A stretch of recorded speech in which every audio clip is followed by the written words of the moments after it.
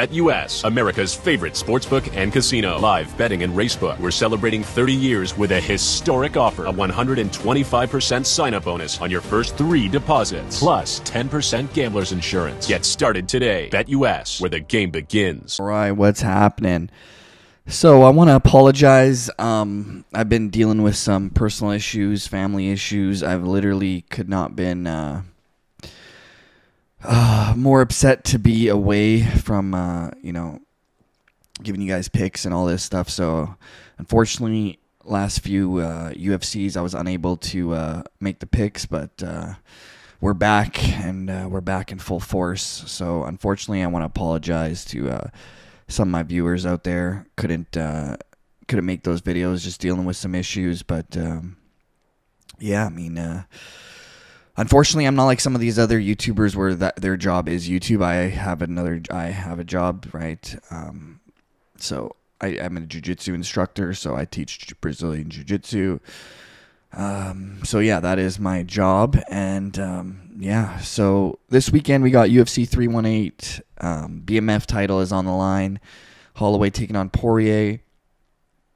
And before I start though, last weekend Derek Lewis took on Taliesin Teixeira, and my boy Wonder Boy, unfortunately, I actually met Wonder Boy, super nice guy. I met him at one of the UFCs in Canada.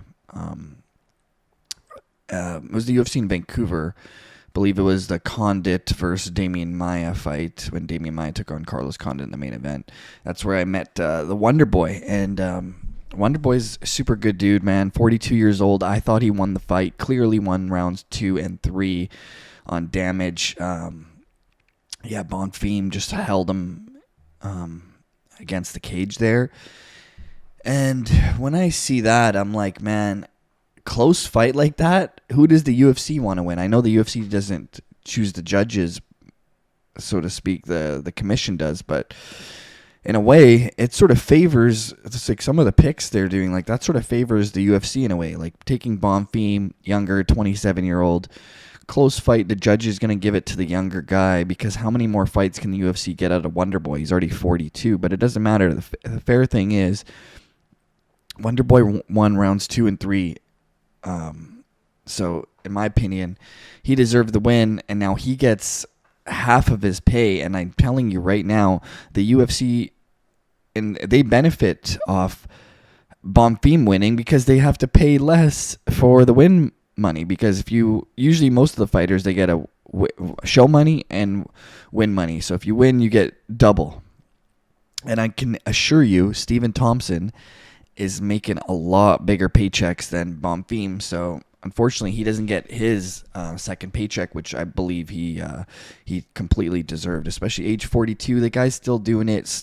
Did great on the defensive wrestling, and I thought he dominated on the feet as well.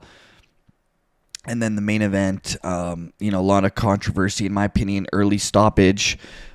People who are saying it's not an early stoppage are like, well, he grabbed the fence to help him get up. Yeah, he grabbed the fence, but you could sort of let the action keep going and take a point away for the fence grab later on when the action is not going. So I disagree with anyone who says that fight was not stopped early. It was stopped very early. And you know me, I prefer the fights to get stopped later than early. Let the fights go on. This is what we're paying for. And if that fighter, if you get knocked out, that's your fault. You made the mistake. Whatever, you should have zigged when you should you should have zagged when you should have zigged or whatever, and you got caught. That's your fault. So early stoppage. But this weekend, Max Holloway taking on Dustin Poirier, BMF title on the line. The third fight, now they're both a little older. I would say Dustin Poirier's a little past his prime, and I would say Max is probably right in the prime there. Max's last fight, unfortunately, he cut a bunch of weight, moved back, so he gained a bunch of weight to fight Gaethje. Gained a bunch of weight, looked great against Gaethje, and then the last fight, he has to lose all that, go back down, and, was compromised. Was that just Ilya being, that's how good Ilya is? He just knocks out everybody? Or was a part of that, Max Holloway cut more weight than he should have? he wasn't able to absorb the same level of damage, so to speak, at 145 than he is at 155, more hydrated, right? I mean, he cuts a lot of weight. He did not look good at that 145. Even at the weigh-in, he looked sucked in. His jaws were going in. He looked like he cut a lot of weight. And at 155, he looked great against Gaethje.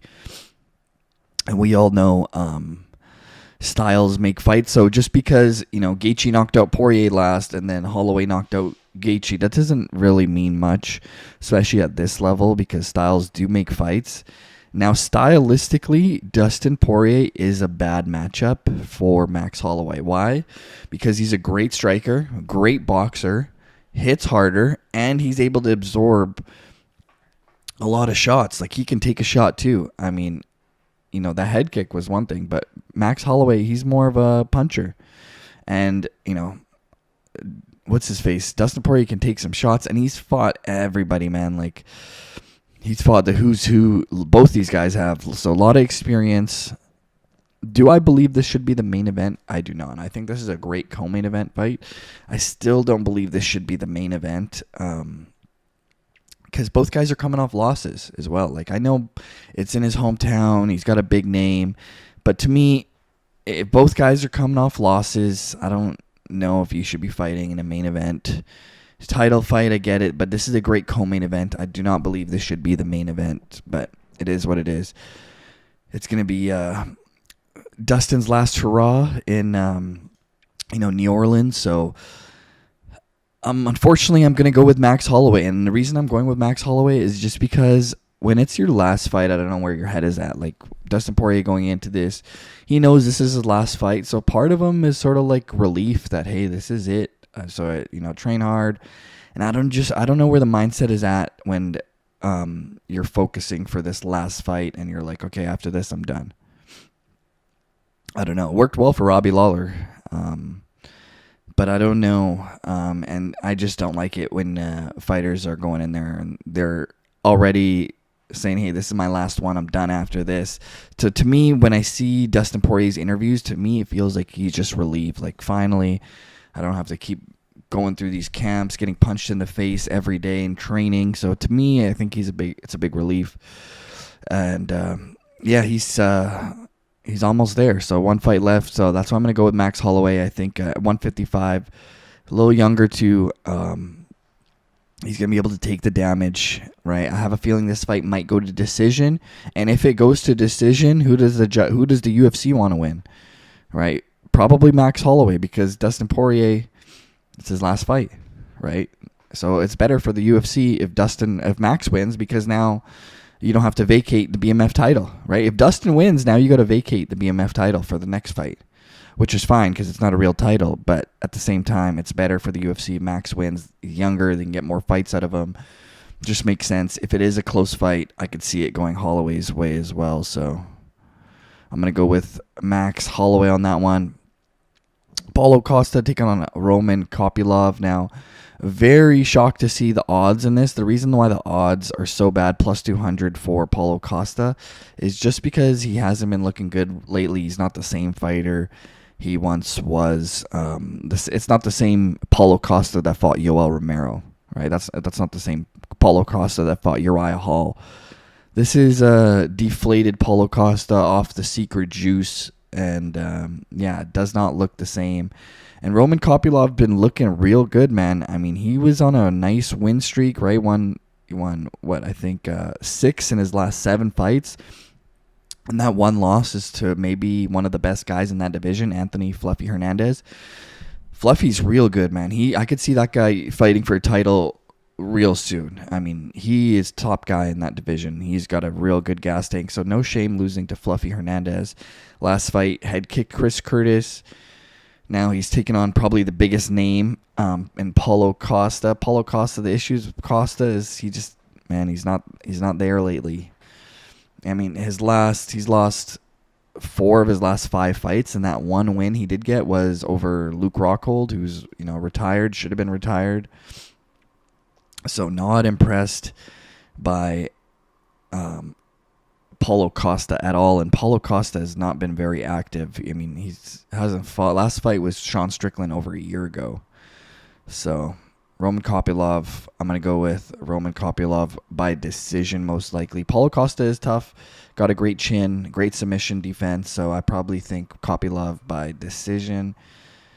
But don't be surprised if Paulo Costa can win this fight, because Copilov is not on the same level of a Paulo Costa. Like, prime Paulo Costa should run through Roman Copilov. The issue is he prime Paulo Costa? Hasn't been looking like it lately, so that's the reason Copilov's minus 250. But if Paulo Costa looks anything like he did against Yoel Romero, I mean, he's going to put Copilov unconscious. This is a great fight. Kevin Holland taking on D-Rod. Surprising D-Rod is actually getting this fight, because I think Kevin Holland is a little higher in the rankings, but Kevin Holland's been killing it too, right? Finished Vicente Luque, beat Gunnar Nelson in a close fight. So he's 2-2 in his last 4, and those two, were sort of. He got a rib injury against Roman Dolidze. It was like he got injured on the ground when Roman got him to the ground, and Heiner de Ritter, great grappler, took Kevin Holland down, choked him out. The issue here is Daniel Rodriguez is not a grappler. He's a guy who likes to strike, likes to box, and you're going to play right into Kevin Holland's game. And Kevin Holland, he's great, man, on the feet. He's got a great striking, kung fu background. He can kick, he can punch, great cardio, likes to talk. He's legit, man. And Daniel Rodriguez, he's got 2 wins in a row, but those are not the same level of competition. Like, yeah, you beat Alex Morono, split decision. His last fight, he beat a Santiago Ponzinibbio, who was the real deal like 6-7 years ago, but, he's way older now. And now you're taking a big jump up in competition, taking on Kevin Holland, and, Daniel Rodriguez, 38. So I'm going to go with Kevin Holland easy on that one. Here we got Dan 50K Ige taking on Patricio Pitbull. Dan 50K, man, he's been looking real good. I mean, knocked out Sean Woodson, knocked out Feely, right? But, he always has an issue with the top guys. He has an issue with the Diego Lopez's, the Movsar Evloevs, the top guys, right? The Lerone Murphy, undefeated guy, just beat him as well. So he's having some issues with the top guys. I don't know if Patricio is that top guy. That's the thing. He used to be, but now he's almost 40. Right? He's almost 40. His last fight did not look good. Yair Rodriguez just destroyed him, man. It was embarrassing how maybe he had some UFC octagon jitters. I don't know, but this guy's so experienced. I don't understand why he would have those jitters. I know the UFC is a big show, whatever, but I mean, Pitbull was like, he had a lot of fights, man. Like, beat AJ McKee, Adam Borix, like, beat Michael Chandler. Like, he had big wins. Beat Daniel Strauss, like, knocked out Jeremy Kennedy. Yeah, just not a big win, but compared to the other ones, like Juan Archuleta, and he had some really good wins, man. And he was the real deal. The question is he still the real deal? And, considering his last fight, I'm going off his last fight, and he did not look good. That's why I'm favoring Ige in this. But if Patricio Pitbull can go back a few years, he's the better fighter out of the two. Who's the better fighter on a technique level? Pitbull. Who's got better jiu-jitsu? Pitbull. On the feet, they're around the same. Both guys are sort of boxing heavy styles. But I would even favor Pitbull in his prime is the better striker. The issue is he's 38, almost 39. Not the same guy. They got him too late. That's unfortunate for Pitbull. They just signed him too late. So leaning towards Ige on that one. I could see this one going to a decision as well. So Daniel Zellhuber taking on Michael Johnson. Big mismatch for Michael Johnson because he likes to stand and bang. And, Zellhuber way younger. Michael Johnson's 40 years old now. Zellhuber's 26. That's just unfortunate. Bad matchup for Michael Johnson. If Michael Johnson wants to win this, he better turn wrestler. And he does have a decent wrestling background. He can wrestle, so if he wants to win this fight, he should probably go to the wrestling. I don't suggest him standing and banging with Zellhuber. So minus 600, huge favorite. Easy pick on that one. Up next, the Matrix, Kyler Phillips. This guy is very good. Kyler Phillips. Kyler is high level, man. He's got some big wins too, man. He's beat Yadong Song, beat Pedro Munoz, beat Hani Barcelos. Now his last fight did not look good. He took on Rob Font, not look good, and he's taking on this Brazilian killer in Vinicius Olivera. Vinicius Olivera is a killer, man, and he has been looking great, and he's been destroying guys, like beat some big names too. Beat Ricky Simone, who's really good. Ricky Simone's got a win over Merab. Beat Said Nurmagomedov. Big win. Said Nurmagomedov's high level. And, Vinicius Oliveira pieced him up. So, this is a tough fight. Not many people know Kyler Phillips. Like, he doesn't have the biggest name, but he's really good, man. And the fact that he's a slight underdog, that shows you how good Vinicius Oliveira is. I'm going to go with Vinicius Olivera, and I think this is going to go decision as well. This is a decision fight. A lot of these fights on this card, I think, are probably going to go decision. This fight, I think, is going to go decision as well. So I'll take Vinicius Olivera probably by decision as well. But don't be surprised if Kyler Phillips can do some crazy stuff, because he is the Matrix, high level. He's got some big wins too. I didn't see him beating Yadong Song, and he did. And Yadong Song is legit.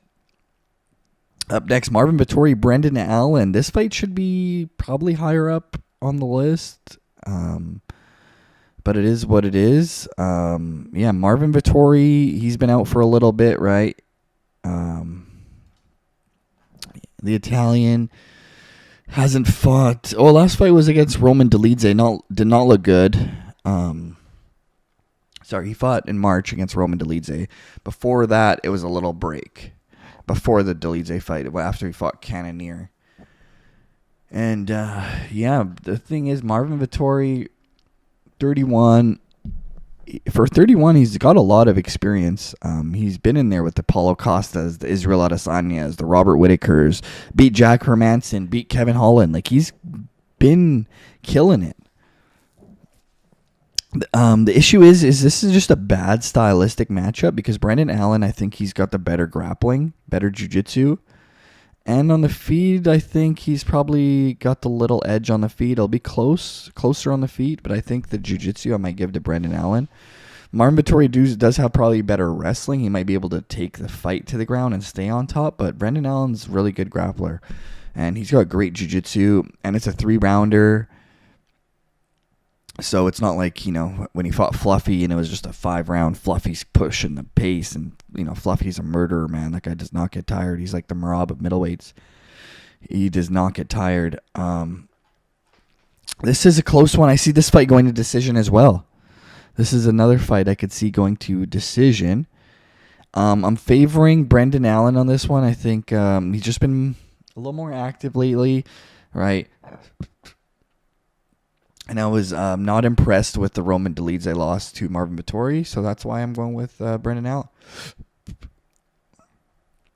And this guy up next, we got Prado and Nikolai. I don't really care too much about this one. I'll go with Prado, but that one I don't really care too much about. This one, Atiba Gautier. Hopefully I'm not butchering the name, but he is an absolute monster. He hits so hard, dude. You can hear the shots when he was fighting Medina in the Contender Series, just it was first fight in the UFC against Jose Medina. He was hitting hard, man. And even on his fight in the Contender Series, he hits really hard. He's pretty much all of his wins. He's pretty much finishing guys in the first round. One guy made it to the second, and on the Contender Series, and that guy was undefeated, 6-0. And Atiba Gautier, this guy just hits crazy hard from Cameroon. He's like the Francis Ngannou of middleweight. This guy hits hard, man. And I really think he might be the next big thing. If he can get past Robert Valentine, a couple more guys, and you're going to start to see the UFC really get behind this guy. And he's only 23 years old. Looks 43, but he's only 23, and he's an absolute savage. So I think he should easily destroy Robert Valentine. He's probably going to finish him early. Up next, we got Islam Dulattov. This guy is very exciting as well. He's like a Versace model or an Armani model, but prefers to knock people out, which is crazy. If you're getting those modeling checks, I don't know why you want to be getting punched in the face, but hey, all the credit in the world to this guy, and he's been looking real good, man. I mean, his first fight ever in MMA, he lost, and then he started taking it seriously, and he's been literally finishing everybody in the first round. Everybody, pretty much. I think he has one fight that went to the second round. And this guy is literally, watch his fight on the Contender Series. He's so aggressive from the moment the match starts. He's going for the kill, right? I love watching fighters like that, where they're just going for the kill, going for broke, looking for the finish. And he sure got it, man. Islam Dulattov, this guy, watch out for this guy. I don't say that about many guys, but Islam Dulattov might be the next big thing. These are the guys that they need to start to push. The Dulattovs, these Atiba Gautiers. These are the guys you're going to see the UFC getting behind, because these older guys that are in the top, they're starting to retire. They're getting a little older, so now you're going to see these younger guns coming in. And look at the significant strikes landed per minute. 14 strikes landed per minute. That's just crazy. That's coming from his Contender Series fight, I'm assuming, because that was 14 strikes landed per minute. That's very high. So Islam Dulattov should just destroy Adam Fugat here. I believe he should get the finish in the first or second round. And it's a tough fight for Adam Fugat. So Islam Dulatov's the real deal, at least from what I've seen in his last fight, especially on the Contender Series. And usually the guys that are coming on the Contender Series are really good guys. Like, they're getting high-level guys who are like 11-0, 11-1, good records, pretty, undefeated guys or really good guys. So Islam Dulattov, real deal. Jimmy Crroo taking on Marcin Patchio. I'll go with Jimmy the Brute. Crroo on this one. He's had a couple weird draws. Like, 2 of his last 4 fights ended in a draw. He got knocked out by Jamal Hill before that, and guillotined by Alonzo Menefield, but he's taken a big step down in competition compared to the guys he has fought. And I just don't think Marcin Patchio is that good, so I think Jimmy Crroo should easily get this one done here, unless he hurts his leg again or something. This one, Ryan Spann taking on Lucas Brushki. Ryan Spann, man, this guy, he has not been looking good. I mean, UFC really wanted him to do well. He had the look. He had some great finishes, right? When he knocked out Dominic Reyes, finished Ion Cutelaba. He had some good wins, but then he just went on this huge losing streak, right? Krylov destroyed him. Then Anthony Smith beat him. Bogdan Guskov beat him. Then he came back and won his first. So he's lost like 4 in his last 5 fights, and that one win was to Ovince St. Preux, OSP. Not impressive at all. Here, OSP shouldn't even be fighting. So, but huge favor for him because the guy he's fighting is not very good at all. He's got Lucas Brushki, not been looking good. He's got a bunch of losses. He himself only has 1 win in his last 6 fights. So, I'm going to go with Ryan Spann. I think they sort of gave him this easier fight, I should say. I mean, I know Lucas Brushki did beat Valter Walker, but Valter Walker was his first fight in the UFC. So, and I think it was just styles make fights. And I think Ryan Spann should get this one done by finish. And we got Bruno Ferreira here. Last one I'm going to do. Bruno Ferreira taking on Jackson McVy. Bruno Ferreira, this guy came into the UFC in a bang, knocked out, the RoboCop, knocked out Gregory Rodriguez. I was like, holy, this guy knocked out the RoboCop? Like, nobody knocks out the RoboCop in the first round, at least. and knocked out Phil Hawes, knocked out Dustin Stoltzfus, beat Armin Petrosian. So he's got some pretty good wins, and he's fought higher level competition, right? He's fought some good guys, and now he's taking on the Moose, Jackson McVy, who has never even fought in the UFC.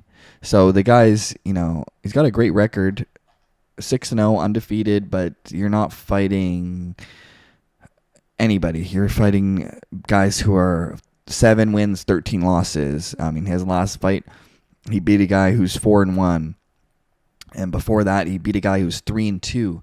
So the guy's got 3 wins, 2 losses. The other guy you beat got 4 wins, 1 loss, 5 fights.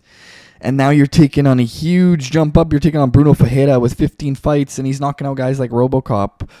Bro, this is going to be a tough fight for Jackson McVy here. I mean, Bruno Ferreira is probably going to crush this guy, but who knows? Maybe this guy's the real deal. We just don't know, and he's undefeated. He could be. He's destroying everyone on the regional scene, but this ain't the regional scene. This is the big show. So good luck with that. I mean, he does have a huge height advantage, but I don't think that's going to matter here. Bruno Ferreira hits like a Mack truck, so I'm assuming Bruno Ferreira by finish. And yeah, those are your picks. Holloway, Dustin Porier, BMF title. Great co-main event, but it's not main event worthy, even though big names and everyone loves them. I get it, but yeah, I'm not a fan seeing guys coming off losses fighting in main events. And yeah, I believe a pay-per-view, you should probably have an actual title, not like a BMF title, like an actual title fight. But they're just doing this to send Dustin Poirier off in great fashion, retirement, right? So shout out to Dustin Poirier, great career, man. I mean, that guy's been doing it. And yeah, I'm going to post my bet. I have one bet here I made. So I made a 3-pay parlay with some of the favorites here. And if you parlay all 3 of those right now, you're going to get minus 130 odds. So pretty good odds, minus 130. That's almost even odds. And I'll take it for those 3 guys, 3 favorites, parlaying them. I'll take it. That's my pick. And yeah, out.